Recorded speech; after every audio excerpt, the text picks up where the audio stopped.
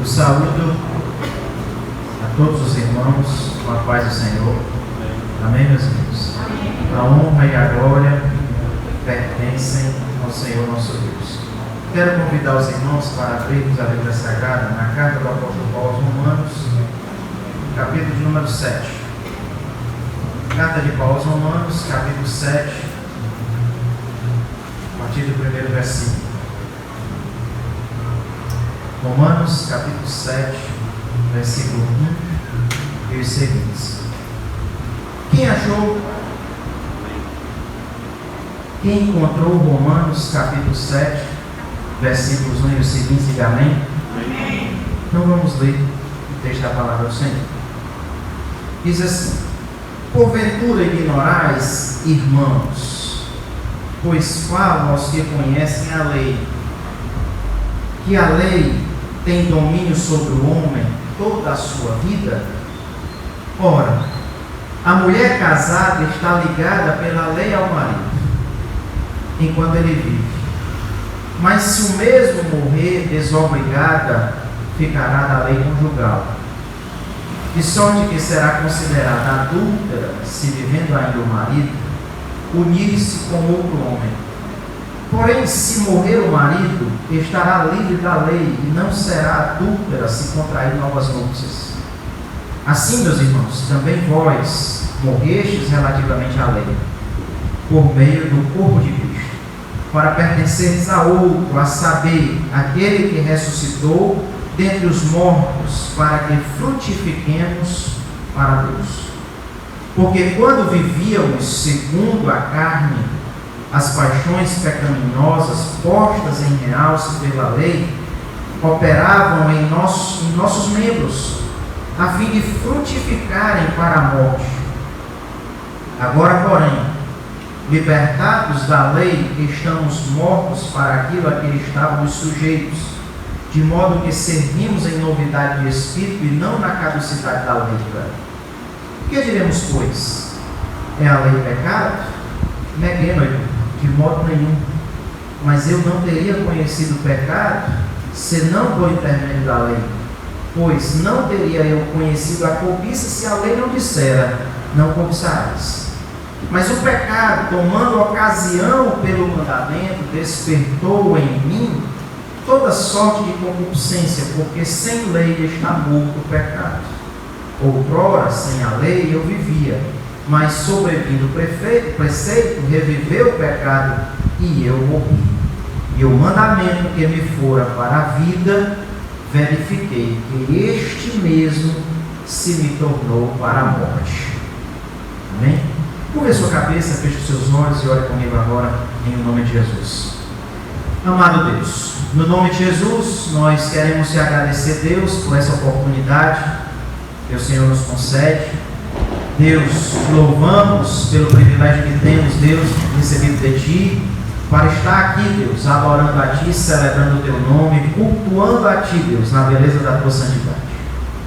Pai amado e santo, que o Senhor possa falar aos nossos corações através da Tua palavra. Tua palavra, Deus, é lâmpada para os nossos pés, a Tua palavra é luz para o nosso caminho, Deus.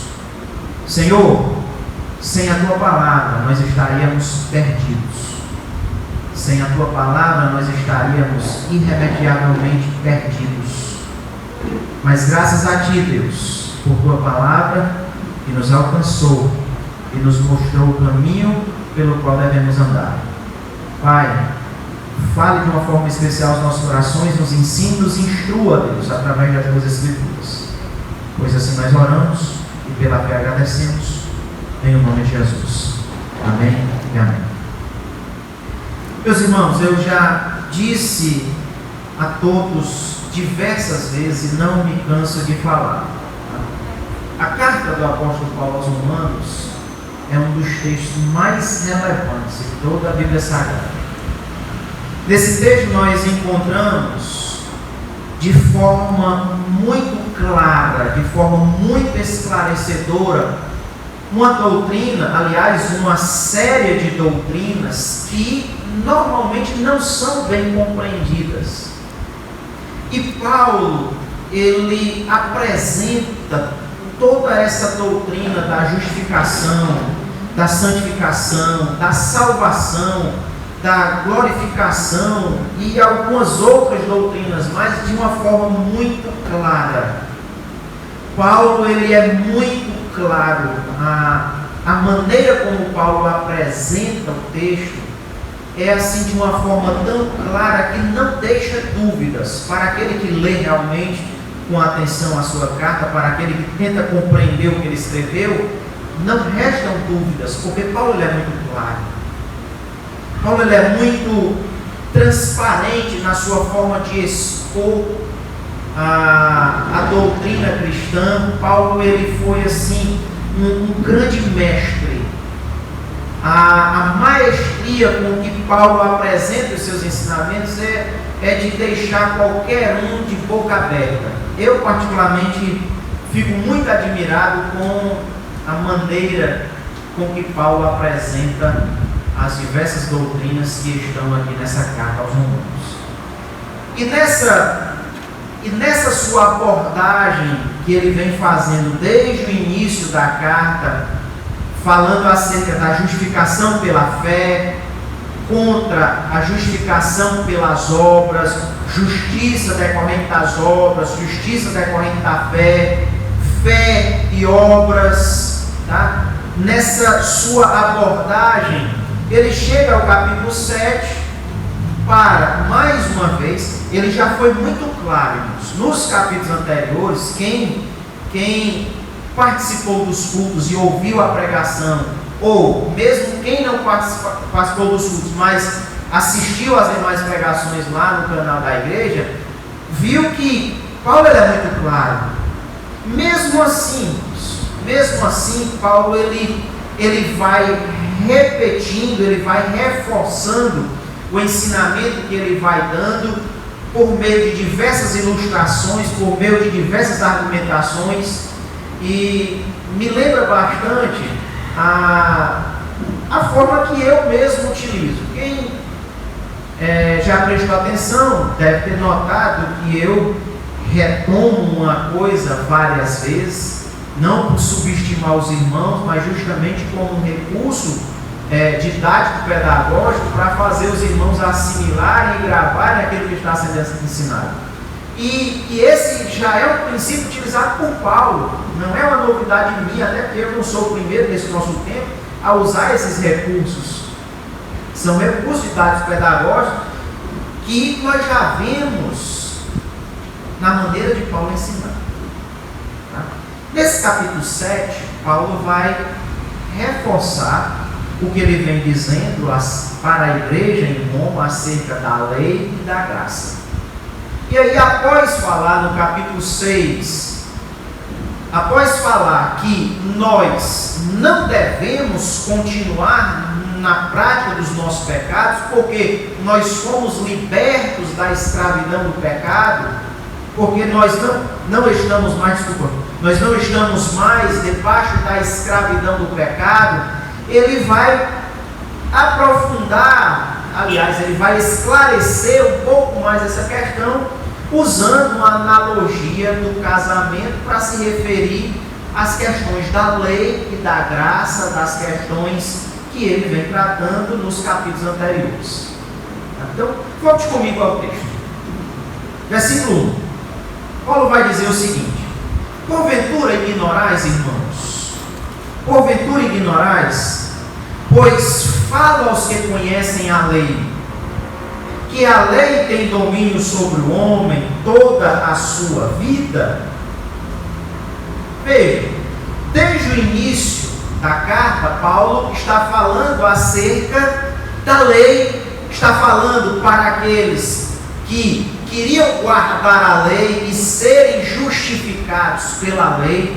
Paulo vem se dirigindo desde o princípio também a essas pessoas, principalmente a elas. Não só a elas, mas principalmente a elas. E agora Paulo vai, mais uma vez, dirigir as suas palavras de uma forma muito direta a essas pessoas que conheciam a lei e que queriam viver pela lei. Tá?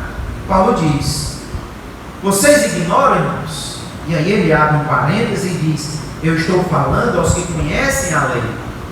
É para esse que eu estou falando. Aos que conhecem a lei, vocês não sabem que a lei ela tem domínio sobre o homem durante toda a vida dele? É muito interessante essa abordagem que Paulo fala. E aí ele entra na analogia do casamento. Eu vou acompanhar o raciocínio dele, tá? E aí depois eu passo para o que ele está querendo chamar a atenção. No versículo 2, nessa analogia, ele vai dizer: ora, a mulher casada está ligada pela lei ao marido enquanto ele vive, mas se o mesmo morrer, desobrigada ficará da lei conjugal, de sorte que será considerada adúltera se vivendo ainda o marido unir-se com outro homem. Porém, se morrer o marido, estará livre da lei e não será adúltera se contrair novas núpcias. Paulo vai começar com a analogia do casamento. Ele diz: olha, uma mulher e um homem também, tá? Os dois estão ligados pela lei do matrimônio, e eu falo da lei dos homens, tá?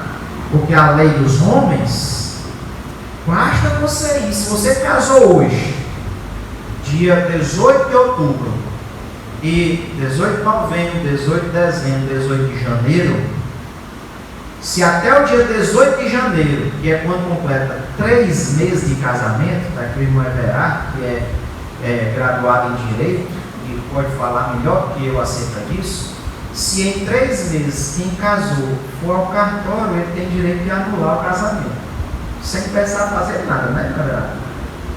3 meses. Basta ele argumentar: olha, eu errei, eu não conhecia, a pessoa é desse jeito, assim. Em 3 meses a pessoa pode anular o casamento. Anular, chegar no cartório e dizer: eu cometi um erro, e anula-se o casamento. Para os homens, o casamento é desfeito quando é pedida a anulação desse casamento. Se passar dos 3 meses, aí já precisa de algo mais, mas hoje em dia também não é difícil. Se houver consenso, divórcio acontece em poucos meses. E a demora é só em você conseguir marcar a audiência. Eu não sei, mas se hoje o casal consensualmente indo só ao cartório já resolve o divórcio. Então, se não tiver bens a partilhar, se não tiver filhos a partilhar, ele pode voltar no cartório e abrir o divórcio. Depois da pergunta, depois da verbação, o cartório descasou para ficar, se ela quiser voltar o outro solteiro, ela volta também. Olha só, irmãos, precisa mais da parte do casal ir com um advogado. Se não tiver bens a partir, o divórcio é feito no próprio cartório. Não precisa nem da mediação do juiz. Não precisa nem da mediação do juiz. Veja a facilidade. Para os homens se divorciarem, é a coisa mais fácil do mundo. E algumas pessoas acham que divorciando diante dos homens, estão divorciados diante de Deus. E as coisas não são bem assim. Eu já conquistei algumas inimizades, inclusive pessoas que eram daqui. Saíram depois, e eu acho que em parte foi pelo que eu falei também, não só, mas em parte também, eu disse: divórcio, se não for por adultério, se não for por infidelidade do outro, ou por abandono do outro, o outro foi embora, nunca mais apareceu, se não for por essas questões, divórcio e novo casamento vai resultar em adultério. E algumas pessoas fazem jus daquele ditado, né? Existe um ditado popular que diz que se conselho fosse bom, ninguém dava, vendia, né? E o conselho que o pastor dá, na maioria das vezes, entra aqui, e sai aqui. O conselho que o pastor dá, muitas vezes não tem valor nenhum. Aí depois o povo, quando quebra a cara, aí vem chorando com o pastor. O pastor juntar o leite que foi derramado. E aí não dá para juntar leite que derramou. Depois de derramado, o leite não tem mais jeito. Tá? E aí as pessoas acham que divórcio é brincadeira. Diante de Deus, irmãos, casou, torna-se uma só carne com a esposa ou com o marido. E para Deus, o único motivo para um divórcio e um novo casamento é a infidelidade do outro, tá? Ou então o abandono do outro. É o que Paulo vai dizer escrevendo aos Coríntios, tá? E aí eu não vou entrar em detalhes nesse texto, tá? Algumas pessoas só conhecem o divórcio, mas tem também o do abandono, tá?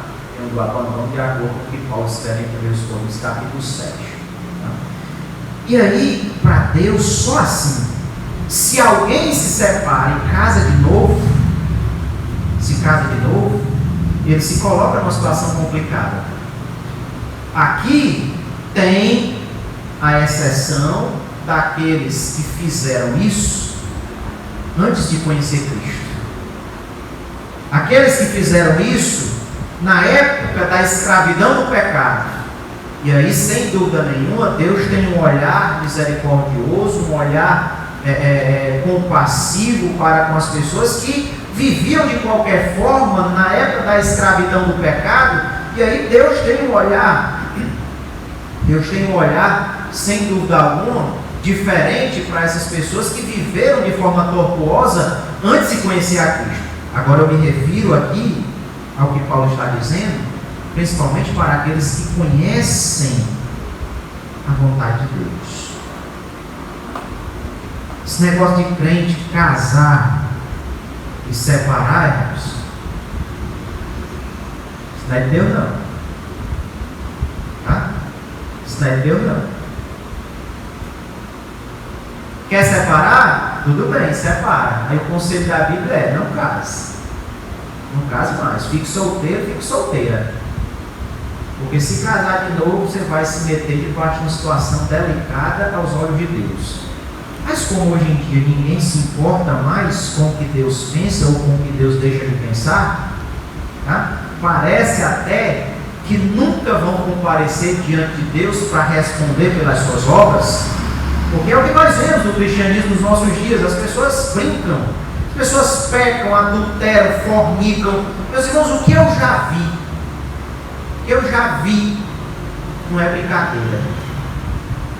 As pessoas agem como se Deus não houvesse de um dia pedir contas a cada um de nós. Então, para muitas pessoas, o casamento não tem importância nenhuma. Não tem importância nenhuma. Casou, irmãos, se é crente, quer andar de acordo com a vontade de Deus, casou é para ficar casado até o dia de um dos dois morrer. Pastor, é muito pesado. Foi o que os discípulos disseram para Jesus. Os fariseus chegaram para Jesus e disseram: mestre, nos diga como é que é esse negócio. Moisés mandou dar a carta de divórcio. E o que é que o Senhor diz? Aí Jesus disse: olha, o que eu digo é o seguinte: vocês não conhecem o que está escrito, não? Que Deus disse: deixará o homem seu pai e sua mãe e unir-se a sua esposa, e os dois serão uma só carne. E eu ainda digo mais: se o marido repudiar a sua mulher, a não ser por questão de relação sexual ilícita, e casar com outra, ele comete adultério. Aí os discípulos dizem para Jesus: Senhor, então se é desse jeito, não convém casar, não. É desse jeito. Se você vê o casamento diferente, então faça como os discípulos expressaram: não case. E se for para não casar, para viver fornicando, é melhor casar. Porque de todo jeito você vai estar enrolado. Deus não se deixa escarnecer. Deus não se deixa escarnecer. Mas as pessoas estão brincando com Deus, como se Deus não existisse, como se Deus não fosse pedir contas a cada um de nós. As pessoas estão vivendo de qualquer maneira, de qualquer forma. Já tem crente bebendo cachaça, já tem crente adulterando, já tem crente fazendo isso e vivendo dentro da igreja como se nada tivesse acontecendo. Paulo diz: a mulher, enquanto o marido viver, ela está ligada ao marido. E da mesma forma o marido à esposa. Se ela divorciar, se ele se divorciar e contraírem um novo casamento, Paulo deixa muito claro que cometem adultério. Não sou eu que estou dizendo, não é um ponto de vista meu. É o que Paulo está ensinando. Pastor, é muito dura essa pregação. Reclama com Paulo, reclama com Deus. Porque não sou eu que estou inventando. Eu estou apenas lendo, crendo no que Paulo diz, vivendo o que Paulo diz. Porque quem é casado sabe que manter-se casado não é fácil. Tá? Não é fácil. Se você disser que você nunca teve vontade de deixar o seu marido, você nunca teve vontade de deixar a sua esposa, você está mentindo. Tá? Porque casamento tem diversos momentos de conflitos. Tem diversos momentos de conflitos. Você diz, homem, uma peste, meu Deus do céu. Ou mulher preguiçosa de uma porqueira. Ou você vai dizer que não tem esses momentos aí no seu casamento? Hã? Você vai querer me enganar? Olha aqui no meu olho e diz que não tem. É o que, mano? Pois é. E aí, mas aí quando a gente olha para a palavra de Deus, que a gente olha para a vontade de Deus, aí a gente diz, é com essa aqui, é com esse aqui que eu vou continuar até a morte. Por temor a Deus, por amar a Deus e querer fazer a vontade de Deus, porque muitas vezes algumas situações no casamento nos dão vontade de fazer isso. Tá? E se você disser que não, irmão, a história é sua. A história é sua. Tá? Por mais que você se entenda muito bem com a sua esposa, com o seu marido, tem os momentos que a gente dá vontade de jogar tudo para cima. Tá? Mas a vontade de Deus é que a gente permaneça casado até o fim. E se não fizer isso, vai cair no adultério. E aí a situação complica. Tá? Agora, morto o marido, morta a esposa, e aí o marido e a esposa estão livres da lei que une ao marido. E não estou falando de lei dos homens, não.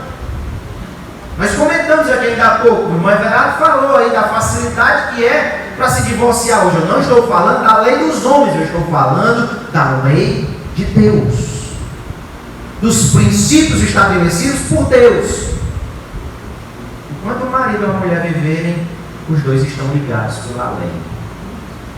Lei de Moisés, lei de Deus. Lei de Moisés, lei de Deus.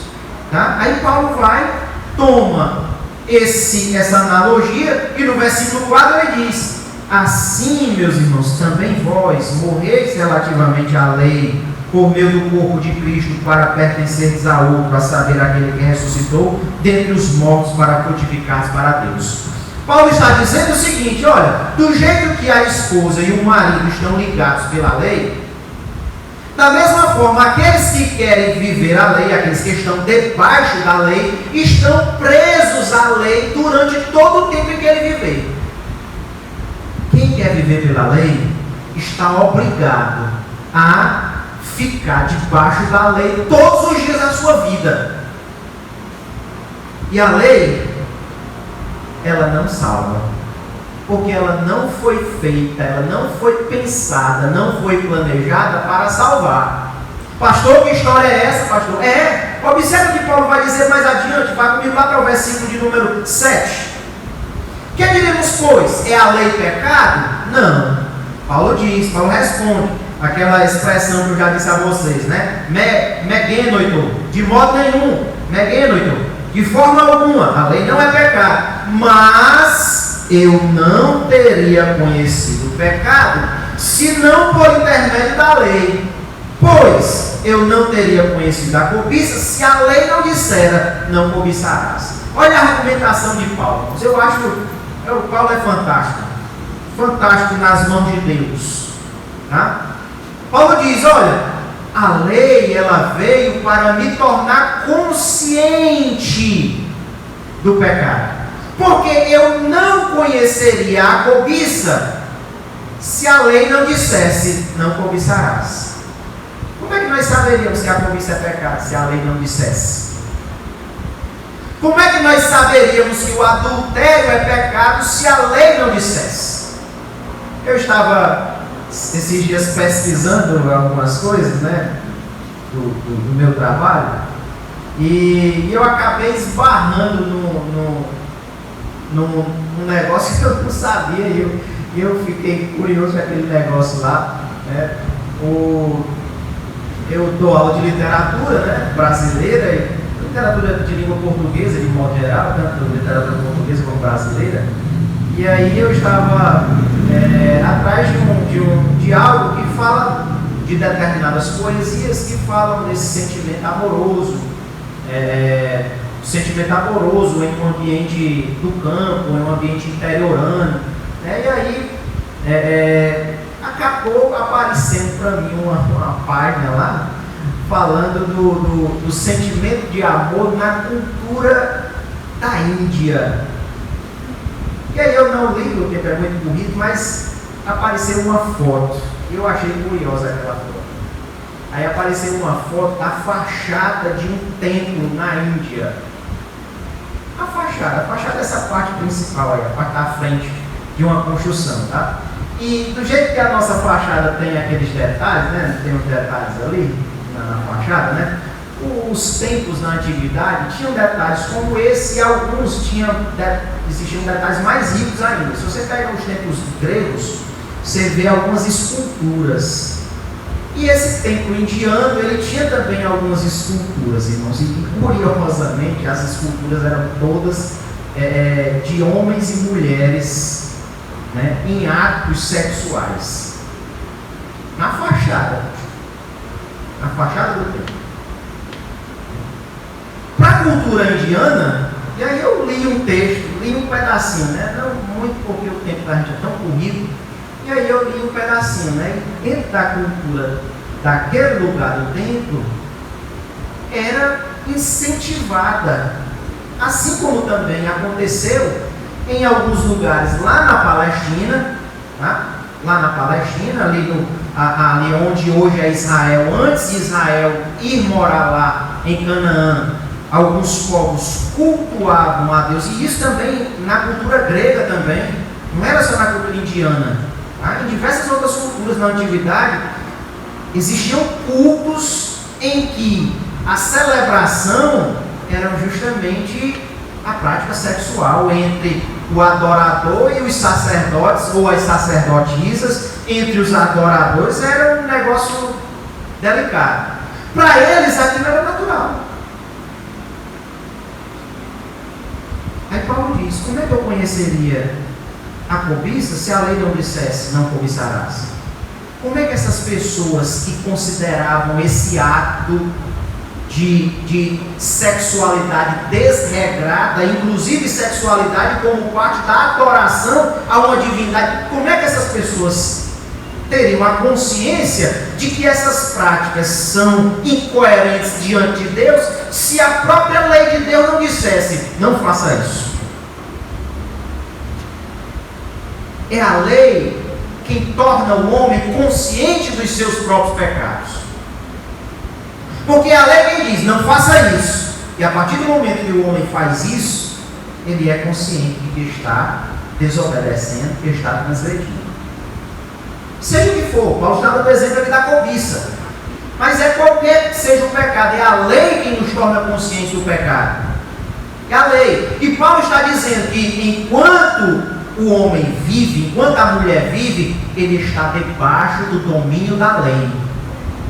Ou seja, a lei está sempre apontando: opa, você fez isso, opa, você fez aquilo, ei, você transgrediu aqui, opa, você desobedeceu ali, ei, você escorregou aqui, epa, você desobedeceu acolá. A lei está sempre fazendo isso. A lei, ela não foi dada para salvar, porque o homem não consegue cumprir a lei.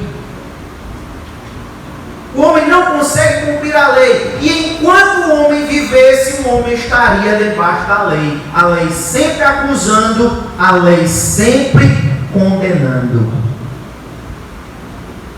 Aí Paulo vai e diz: do mesmo jeito que a mulher está livre da lei do marido quando ele morre, vocês também, quando creram em Cristo, quando foram salvos pela graça de Deus, mediante a fé em Cristo, vocês morreram com Cristo.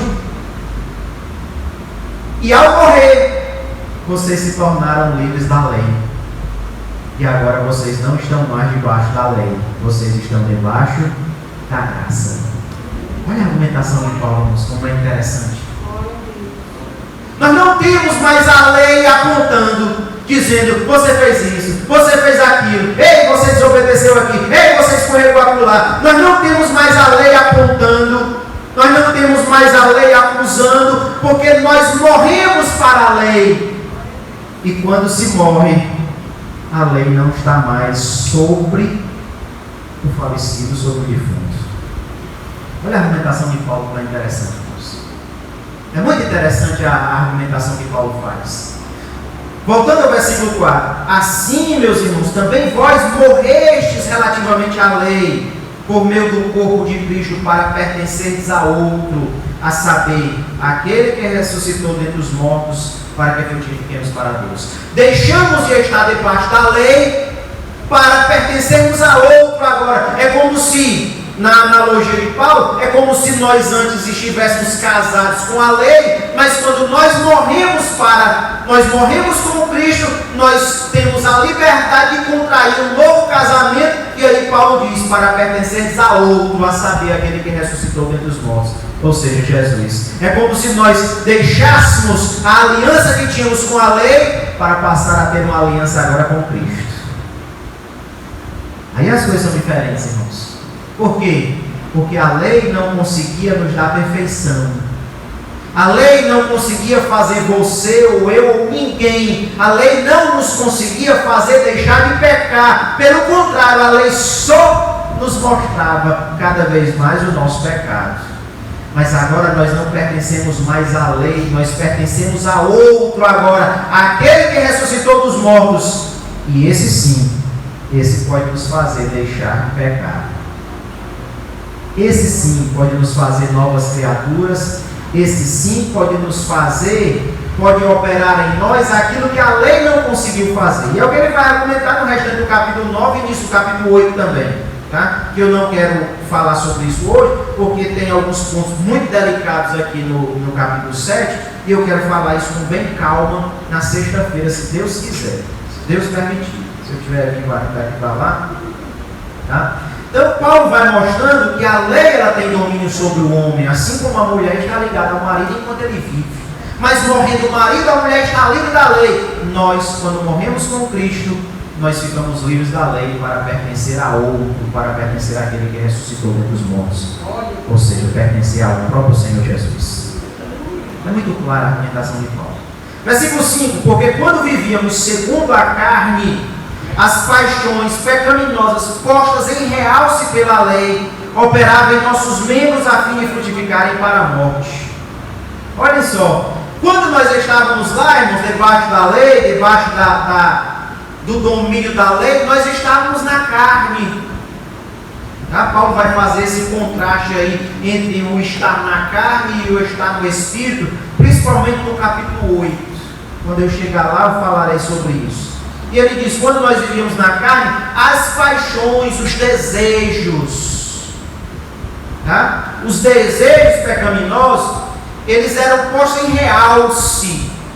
A lei realçava as nossas paixões, os nossos desejos. Quando a lei dizia, não faça isso, a lei estava realçando aquilo ali, mas era exatamente aquilo que nós fazíamos. Não tem essa inclinação do ser humano, né? Se você botar um buraco bem aqui assim, se você colocar um buraco aqui e escrever, não olhe, é mesmo que mandar, olhe. Não é? O ser humano tem dessa natureza aí, de querer fazer o contrário do que está sendo dito. Quanto mais a lei dizia, não faça isso, aí era que nós fazíamos mesmo. Tá? Era essa a nossa situação. E nós vivíamos de uma tal forma que as nossas obras, os nossos atos, frutificavam para a morte. Aí Paulo diz no versículo 6, agora porém, libertados da lei, nós fomos libertos da lei, irmãos. Libertados da lei, estamos mortos para aquilo a que estávamos sujeitos. Nós estávamos sujeitos à lei, debaixo do domínio da lei, durante todo o tempo da nossa vida. mas agora nós corremos para a lei, nós estamos livres da lei, de modo que, Paulo continua dizendo, de modo que sirvamos em novidade de espírito, e não mais na caducidade da letra, e não mais na velhice da letra do que estava escrito na lei. Nós servimos agora, nós vivemos agora, não mais na carne, mas agora nós vivemos em espírito. E Paulo vai falar sobre isso no capítulo 8, repito. Tá? Ele vai falar sobre isso com mais clareza. Por enquanto ele só deu uma introdução, mas ele vai explicar melhor isso no capítulo 8. Nós não vivemos mais na carne, nós vivemos em espírito, porque nós não estamos mais debaixo da lei. Nós somos libertos da lei e agora nós morremos para a lei e vivemos para Cristo, e Ele nos faz viver também em espírito, em novidade de vida. Louvado seja Deus. E aí, Paulo chega no capítulo, no versículo 7, que eu já li, tá? Não vou tomar muito tempo. Paulo chega no versículo 7 dizendo: e agora? Se tudo isso que eu estou dizendo aí, a lei ela é negativa, porque ela nos dominava enquanto nós vivêssemos, mas agora nós estamos mortos para ela, nós estamos livres dela. O que é que eu quero dizer com isso? Eu quero dizer que a lei é pecado? É o que Paulo está querendo dizer no versículo 7. O que diremos? Pois, é a lei pecado? De modo nenhum. De modo nenhum. Aí ele retoma, né? Mas eu não teria conhecido a cobiça se a lei não dissesse, não cobiçarás. E aí ele conclui, irmãos, essa parte que eu quero ressaltar hoje, até o versículo 12, dizendo algo muito interessante. Olha o que ele vai dizer a partir do versículo 8. Mas o pecado, tomando ocasião pelo mandamento, despertou em mim toda sorte de concupiscência, porque sem lei está morto o pecado. Olha a argumentação de Paulo. Talvez você não note a profundidade do que Paulo está dizendo aqui, mas isso aqui é uma questão filosófica, teológica, que tem gerado muitos debates, irmãos. Principalmente essa afirmação aqui, porque sem lei está morto o pecado. Algumas pessoas perguntam: quem foi que criou o pecado? O que é que os irmãos respondem? Quem foi que criou o pecado? Aí alguns dizem: foi o diabo. Foi o diabo que criou o pecado. Foi Deus? Não foi Deus que criou o pecado. Agora, irmãos, filosoficamente falando, teologicamente falando, quando Deus diz para Adão e Eva o seguinte: não coma disso, coma de tudo, só não coma disso. Quando Deus estabelece a proibição, Deus está tornando possível a origem do pecado. Se não houvesse proibição, não haveria pecado. Entende o que eu estou dizendo? Se Deus não tivesse dito: coma de tudo, só não coma disso, haveria do que Adão e Eva desobedecerem? Se não houvesse uma lei, uma recomendação dizendo: não faça isso, haveria o pecado? Então, Deus não cria o pecado, mas a proibição de se comer a árvore do conhecimento do bem e do mal, ela torna possível a origem do pecado. Paulo está tratando justamente dessa mesma questão quando ele diz aqui: porque sem lei está morto o pecado. Se não existisse uma lei dizendo não cobiçarás, cobiçar não seria pecado. Entendem o argumento que Paulo está apresentando? São as coisas da lei, não é verdade? Se a lei não disser tal coisa, não é transgressão da lei, não é contravenção da lei. Não tem por que acusar alguém de crime se não existe nenhum artigo, nenhum dispositivo na lei que proíba aquilo. É exatamente isso que Paulo está dizendo.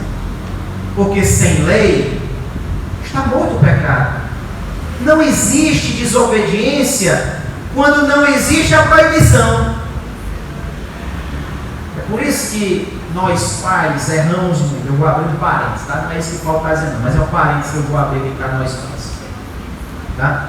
Eu fui pai muito cedo e errei muito como pai, como criador de filhos, como educador de filhos. Errei muito por conta da inexperiência deveria ser proibido alguém ser pai sem ter experiência nenhuma, tá? E no entanto, essa proibição não existe. Cada vez mais as pessoas têm filhos, cada vez mais cedo. Resultado é cada vez mais filhos desestruturados, desorientados totalmente, e os próprios pais também o são, né? E eu falo por mim mesmo, tá? Falo por mim mesmo. Nós pais muitas vezes enchemos os filhos de regras e proibições e de não pode. Acho que a primeira palavra que muitos dos filhos da gente aprendem é não. Não. Pode olhar. Alguns filhos de crente, a primeira coisa que aprende é não. E aí eu fico mais invocado ainda, eu fico indignado quando a gente chega na casa de alguém, aí os pais assim, olha o pastor, viu? O pastor vai brigar. Aí pronto, o menino desse, muito provavelmente, dificilmente ele vai ser crente. Dificilmente vai ser crente por conta do ensinamento do próprio pai e da própria mãe. O que é que ele está ensinando para o filho aí? Que o pastor é alguém que se deve ter medo dele, que se deve ter distância, deve-se ter receio dele, né? Então nós ensinamos, nós mesmos pais, ensinamos muita coisa errada, sem noção para os nossos filhos. E uma das coisas que nós muitas vezes fazemos de muito errado é proibir tudo, irmãos. Pode nada. Não pode ir à praia, não pode jogar bola, não pode sair dar uma volta com os colegas, não pode fazer isso, não pode fazer aquilo. Tudo é errado, tudo é proibido. Eu vou te dizer uma coisa: quanto mais proibição, mais transgressão. Quanto mais lei, mais pecado. É o argumento que Paulo utiliza. E quando não há lei, porque sem lei está morto o pecado. O propósito da lei não é salvar. O propósito da lei é mostrar o pecado. O propósito da lei é ressaltar o pecado, é mostrar para todos que todos são pecadores. Esse é o propósito da lei. E quando não há lei, consequentemente o pecado está morto, não tem pecado. Se não tivesse nada dizendo, não coma isso, se alguém comesse, não seria pecado, mas como foi proibido, tornou-se uma desobediência. É a argumentação que Paulo está dizendo. Aliás, é a argumentação que Paulo está utilizando. E aí no versículo 9 ele vai dizer: ora, sem lei eu vivia. Quando não havia lei, ele vivia. Mas, sobrevindo o preceito, reviveu o pecado. E a consequência, eu morri. Sem lei está morto o pecado. Mas quando a lei vem e diz: não faça isso, não faça aquilo, isso é errado, isso é proibido, isso é incorreto, isso é não recomendado. Aí o pecado, opa, isso é proibido, isso não pode, isso não deve, aquilo é proibido. Aí, quanto mais proibição, irmãos, é a velha natureza do ser humano, né? Que eu disse ainda há pouco. Bota um buraco ali e escreve: não olhe, é mesmo que está mandando olhar. Veio a lei, reviveu o pecado. E quando o pecado ele é conscientizado, quando o ser humano ele é conscientizado do pecado, mesmo que não seja, o resultado é a morte. É o que Paulo diz nesse versículo 9. Outrora, sem a lei eu vivia, mas sobrevindo o preceito, reviveu o pecado e eu morri. E o mandamento que me fora para a vida, verifiquei que esse mesmo se me tornou para a morte. Aquilo que era para manter a pessoa bem, não faça isso, não faça aquilo. Quando a gente não dá essas orientações, né, visando bem, né? O propósito da lei era da vida, entre aspas, tá? Só que como ninguém consegue fazer, aquilo que era para a vida acabou resultando em morte. E aí Paulo vai dizer que o mandamento resultou em morte. E aí, irmãos, eu vou encerrar com o que Paulo diz nos versículos 11 e 12. Porque o pecado, prevalecendo-se do mandamento, pelo mesmo mandamento me enganou e me matou. O pecado, irmãos, a força do pecado é a lei. Tá? Para sintetizar o que Paulo está dizendo. A força do pecado é a lei. E aqui eu retomo o que eu falei acerca dos filhos para os pais. Quer fazer um filho desobediente, extremamente desobediente, enche esse filho de regras. Quanto mais regras você bota, mais desobediente ele vai se tornar. É paradoxal, mas é a verdade que Paulo está ressaltando. E agora, pastor, não posso colocar regra nenhuma? Pode. Mas escolha algo prioritário para cada fase da vida do seu filho. Nesse momento aqui eu quero que ele aprenda isso. E aí coloque algumas coisas em cada fase, mas não jogar tudo numa fase só, porque quanto mais regras você joga, mais desobediência vai acontecer. Tá? E ele encerra dizendo o seguinte, irmãos: por conseguinte, a lei é santa, o mandamento é santo, justo e bom. Sabe onde é que está o problema? O problema está em nós. Ele pergunta: acaso o bom se me tornou em morte? Neguei, Heitor, de modo nenhum. Pelo contrário, o pecado, para revelar-se como pecado por meio de uma coisa boa, causou-me a morte, a fim de que, pelo mandamento, se mostrou sobremaneiramente maligno. O pecado usando algo que é bom, a lei, ele diz que a lei é boa, o mandamento ele é justo, santo e bom, mas o pecado usando o que é bom, fazendo uso do que é bom, trouxe a morte para nós. Então a lei, na argumentação de Paulo, a lei não é algo que deva ser tomado por nós para a salvação. A lei, ela não tem capacidade de nos salvar. Por quê? A lei, ela tem o propósito de nos mostrar que nós somos pecadores. Não faça isso, não faça aquilo, isso é errado, aquilo é proibido, isso não é recomendado. A lei está mostrando o que é errado.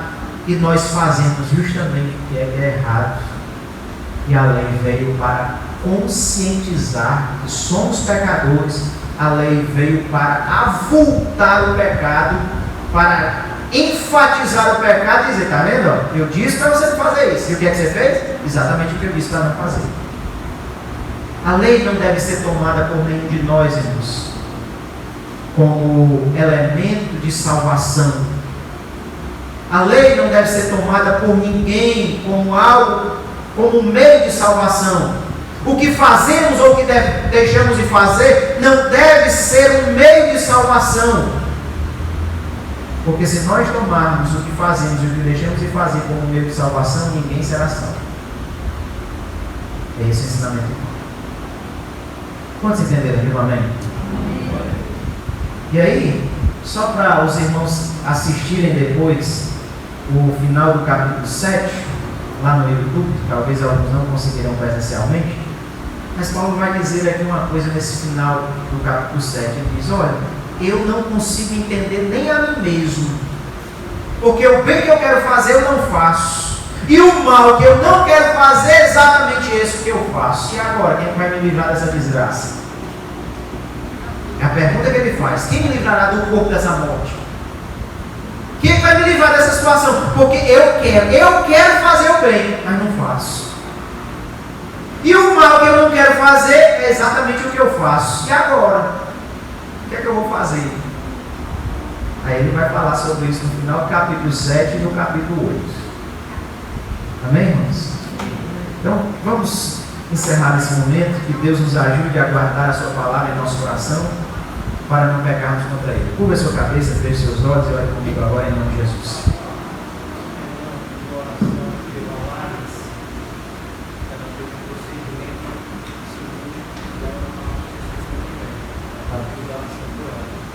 Pronto, o Renan está pedindo oração pela Larissa, sua esposa.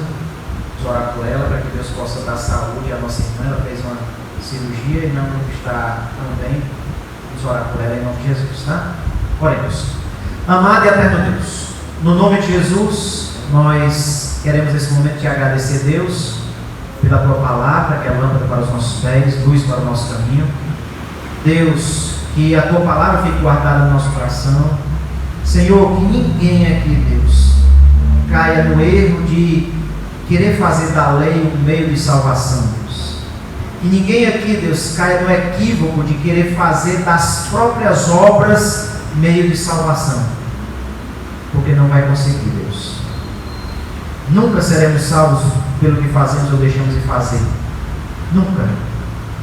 Deus, que nenhum de nós aqui queira estar debaixo da lei, que nenhum de nós queira estar debaixo do domínio da lei, até porque, Deus, a lei ela vai apenas ressaltar o pecado, vai nos mostrar que somos pecadores. Deus, a lei vai apenas tornar cada vez mais presente o pecado em nossa vida, porque é pelo meio da lei que vem a consciência e a realidade do pecado, Deus. Pai, que nós entendamos que estamos mortos para a lei, para vivermos para Cristo, para vivermos frutificando para Deus. Senhor, que a Tua palavra, Deus, se encontre um lugar todo especial no nosso coração, que nós entendamos, Deus, com clareza aquilo que Paulo ensina nessa carta aos Romanos.